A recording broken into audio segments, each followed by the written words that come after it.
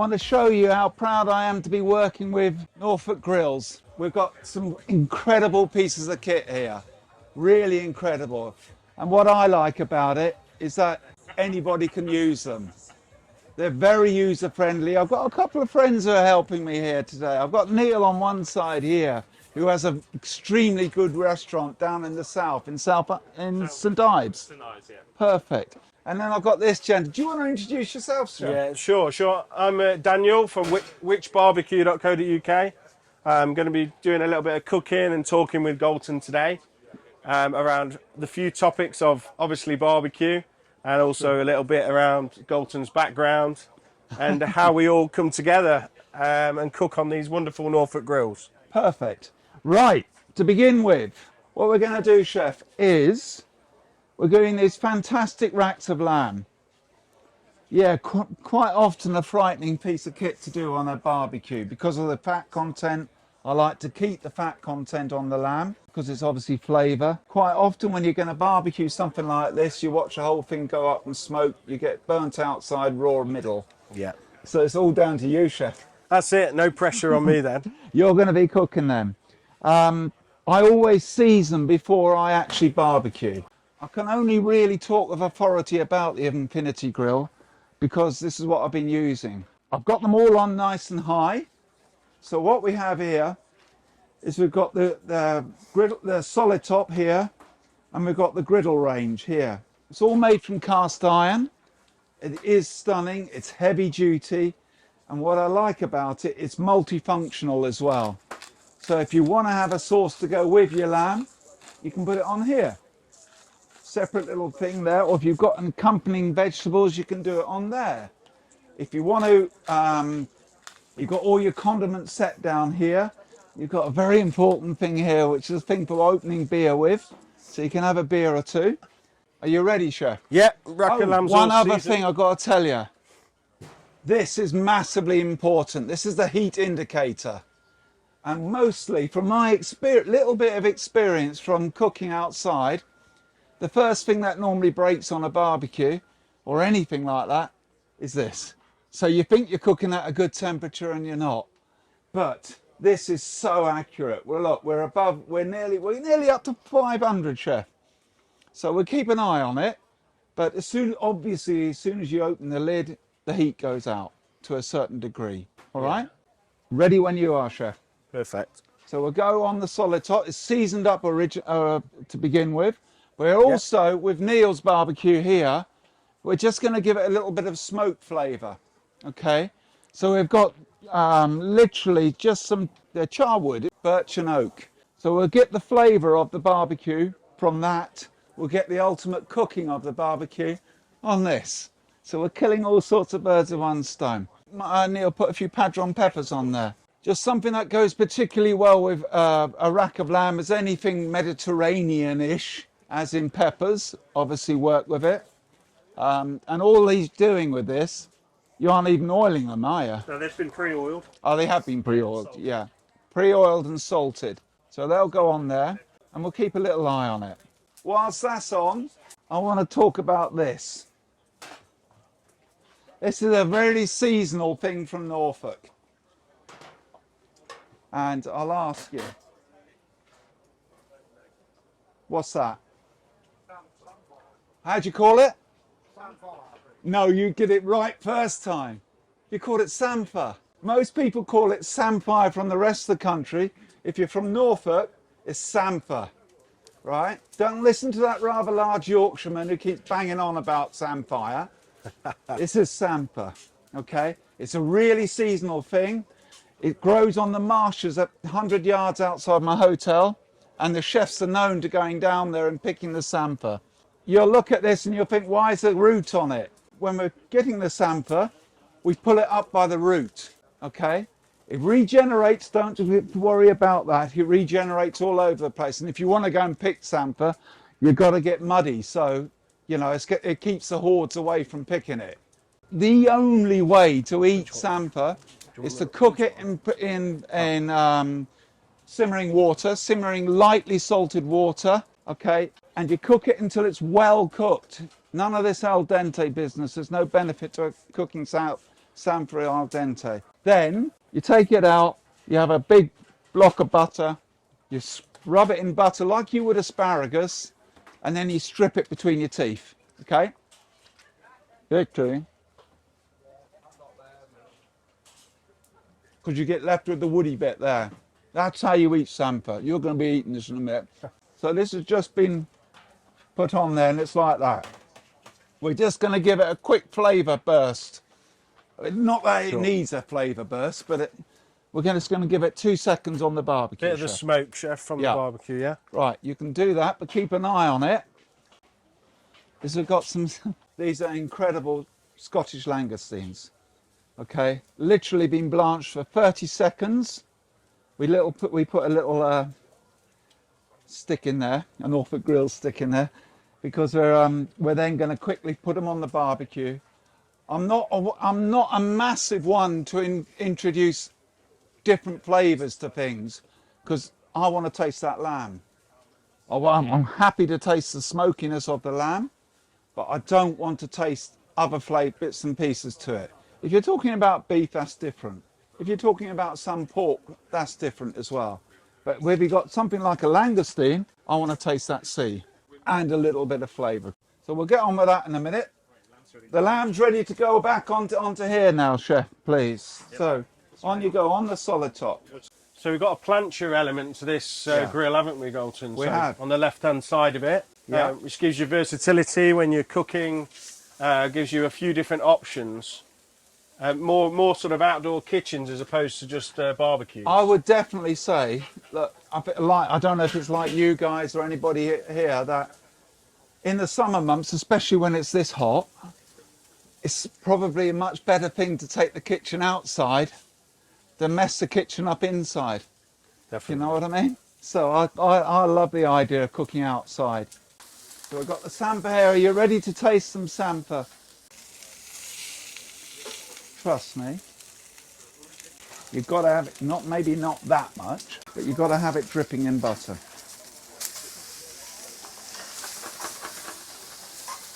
Right, don't forget, pull it up by the root and strip it, okay? Go for it. It's a very seasonal thing. Only 1 month in the year do we get samphire. You've got a big piece there. No, pull it like that, go across yourself. So, Galton, talk to me about how you first got into your love of cooking. Take me back. I'm of the breed where I fell into cooking. I've never been to college, never been formally trained or anything like that. So I started off doing a market stall as a 17-year-old, just like something like this. Cakes, biscuits, pies, you name it, I did it.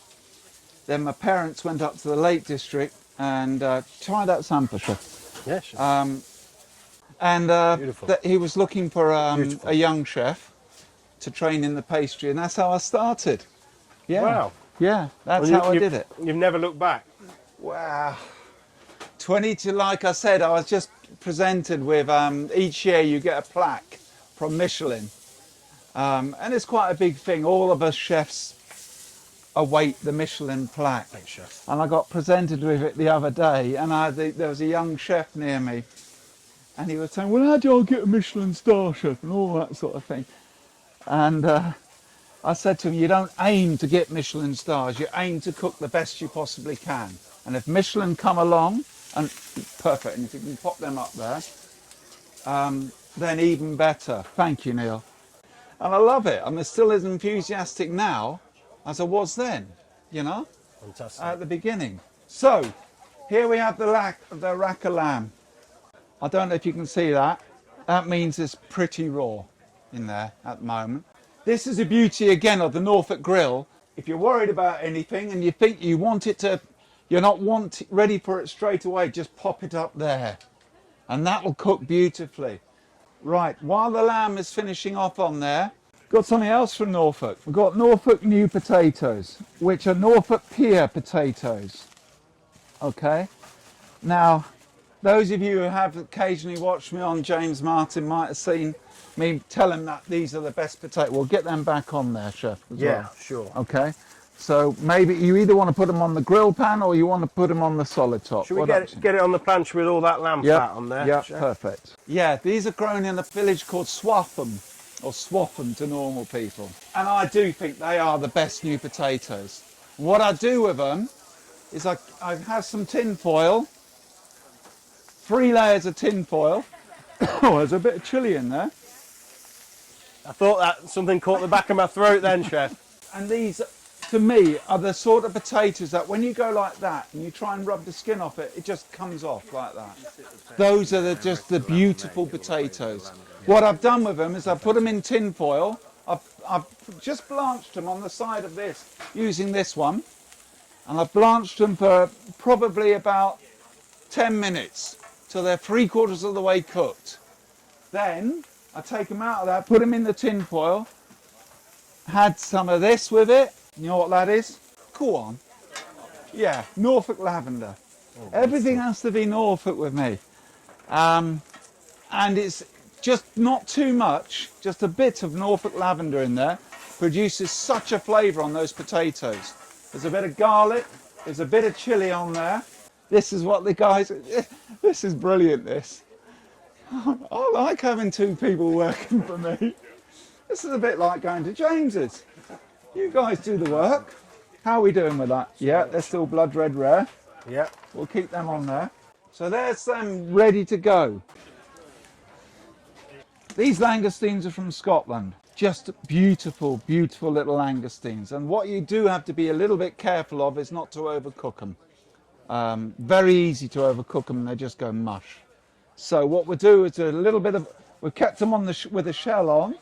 You could take the shell off if you so wished, but I'm keeping them, well, I'll show you. You can see they aren't going to take at all long with it, okay? I'm not one of, you know, I'm a chef at the end of the day, and most of the things we cook in the kitchen are either done very quickly or very slowly. And when you're doing fish of any type, it's always very quick, you know? So, I just know these are going to be great. Do you want to cook them with the shell on, or do you want to cook them with the shell off? I think we should do it with the shell on, Chef. Cool, cool. We'll go for it. We'll go for it. So, I would say, again, a little bit of oil on you. Yeah. So we get the smoke flames. Sorry. You're all right. It's just a touch of rapeseed oil. Guess where that's from? Little bit of rapeseed oil. But we aren't going to cook these very long at all. This on here is a brilliant piece of kit. If you're wanting to cook fish and you're worried about it sticking, the skin sticking, which quite often it does, get one. These are a Norfolk Grills piece of kit, aren't they, Neil? Yes. Yeah. And they're so good. You can smell that fish straight away, can't you? Yeah, I'm looking to get some of these at home. Yeah, they're that good. So if you're worried about things sticking, get one of those, okay? Maybe a dash of a lemon on, piece of lemon on there. Yep. I would say. Rapeseed oils have come on incredibly in the last few years. Now I'm more than happy to use rapeseed oil in most of our cooking as an alternative to olive oil. Yeah, without a doubt. I'm the same, because I find with olive oil, a lot of olive oil, especially extra virgin, it can really taint the flavour. Absolutely. It overpowers, doesn't it? Yeah, absolutely right. So that's why I tend to, and it makes sense. It's local. Sure. It makes sense. I mean, if you're from Yorkshire, you use Yorkshire rates. If you're from Derbyshire, do you get rapeseed oil in Derbyshire? Yeah, we do, yeah. Brock and Morton, yeah, from the Peak District. Yeah, perfect. Yeah, yeah. Neil's doing these wonderful langoustines. I don't think they're going to, I think that's it, you know. Right. And then I think we'll just finish them off on, maybe on the griddle part of this. I think they're done. I'd whip them off. Yeah, sure. Okay. So, what would, just going back onto the barbecuing, Galton, what would you say are some common mistakes that people make when they're barbecuing? Listen, I'm not so sure it's people. I make these common mistakes as well. What would I say? That's a good question. I think on certain things, I think if you're doing anything on the bone, probably not a bad idea to give it a start. Would you say the same thing? Yeah. On things like if you're doing a chicken thigh or chicken, on anything on the bone, you have to be careful with it, don't you? Yeah, super careful, and you don't want to direct heat. You want to sort of keep away from the direct heat so it doesn't burn. So you sort of move all your coals to the right, Yeah. Start it off nice and slow, Yeah. so you get a Yeah. nice cook without burning. Yeah. Yeah, so just to explain for everybody, what Neil's done is Perfect, he thank started off the coals in a charcoal starter. So it's like a little chimney that you put a fire lighter underneath. That'll be And you all get right. the They'll coals stick- really they'll hot. It stick takes under about 15 minutes. Thank you. And then we've moved the coals to one side. So you've got a really hot side of the kettle it? barbecue. Cool. And then you've got a cooler side. So it's more of an indirect cook, which stops the meat or whatever it is you're cooking from burning before you then transfer it to another barbecue or an oven. What I've looking made of beautiful. it is a salsa, is a summer salsa. And what's in there is avocado. Everything has been started off on the barbecue.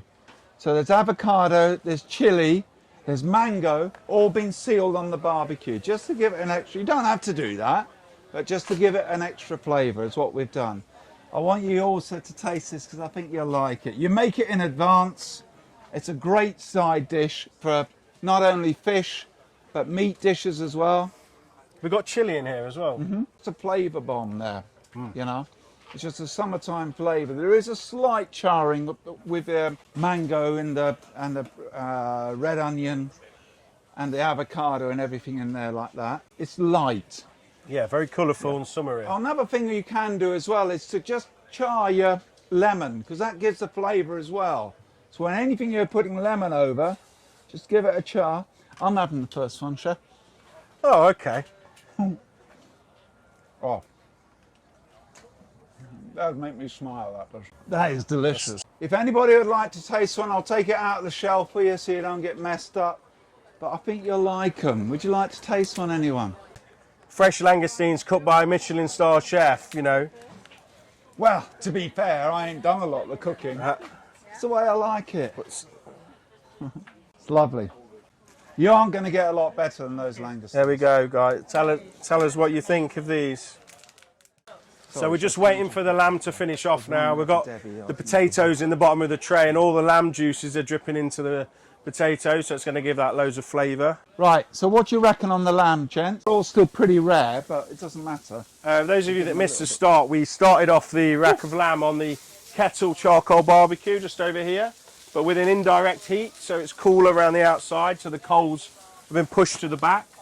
And then we've slowly finished them inside the Norfolk Grill, which has got a double-skinned hood, I believe, hasn't it, Galton, to seal the heat inside. And then all of that smokiness and all those juices have been retained, and it's slowly cooked on the top of the potatoes. How are we doing, Neil? Shall we start bringing them I off? think we need to. Cool. Perfect. That smells beautiful. Perfect. Let's have a go of them there. Right, now I need a Norfolk Grill chopping board. If you were to put me on a desert island and give me my last meal or whatever, it would probably be rack of lamb. I absolutely adore it. Oh.